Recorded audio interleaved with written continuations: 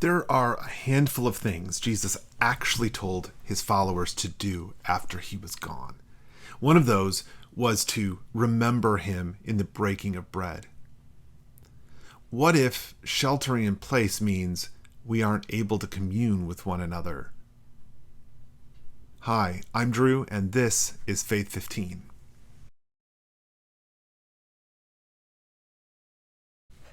Today we're talking about the Eucharist in the digital age. And to just begin to talk about communion, we'd spend the next 2 hours on the introduction alone. We're all coming to this moment from 1,000,001 different places, which means I don't know where you're coming from exactly. So I'm going to assume, for the sake of brevity, that the words virtual communion make your brain freeze up like your last Zoom call. Being separated from each other is causing all sorts of questions to bubble up to the surface about what it means to do church in the digital age.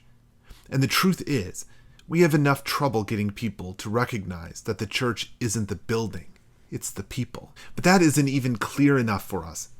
If the church is the people, then how does it work? And that's the million-dollar question. Traditions differ on the purpose and practice of communion. But the majority of Christians around the world come from a tradition that puts some rules around what counts. Right? And since the rules define how it all works, we tend to spend most of our time and attention arguing about them. Who gets to preside? What elements are to be used? How do we receive? Right? All great questions, also great distractions. Because the root of the question is almost always authority. And authority is about two things: who holds the power and what they do with it. Isolation and quarantine, however, has cut through most of our excuses and hobbled our authority. As we come to see our worship online as constituting community, it is hard to argue that there isn't a common presence together, that we aren't communing. Are we not gathering, the people of faith, even virtually? Are we not being church?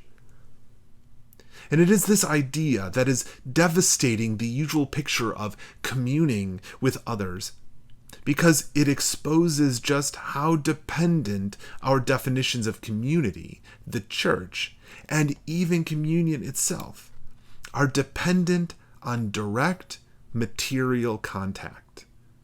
We are basing all of our blessed rules and expectations around physical contact, but not our theology.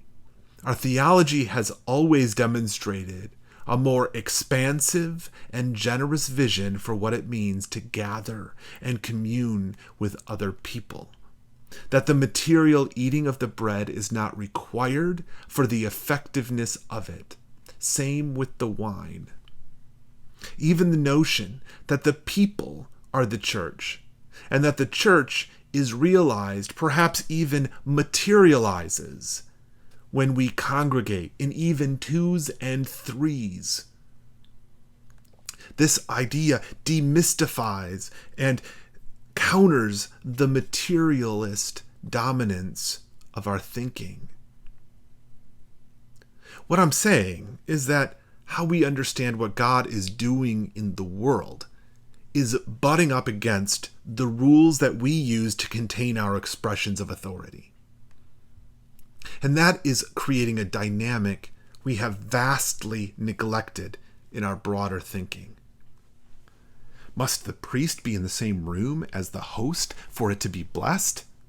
Maintaining the materialist vision means that some kind of magic springs from my hands and dances upon the host like dust. Or maybe it shoots into it like laser beams.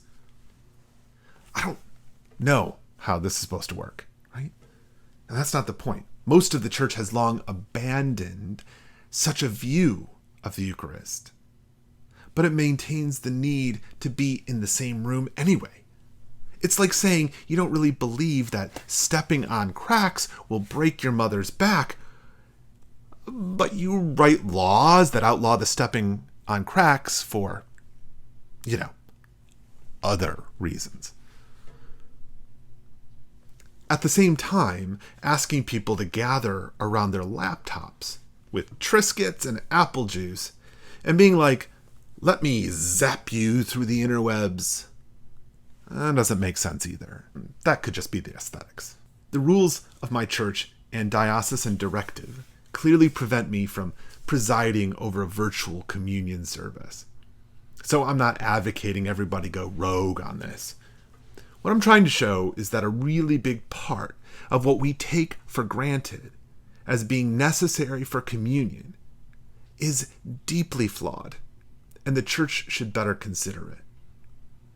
And if we spent more time looking at how Jesus communes with people in Scripture, tradition, and our own experience of the world, we might find our dinner tables and Zoom calls are sacramental touchstones. Thanks for joining me, and we'll see you next time.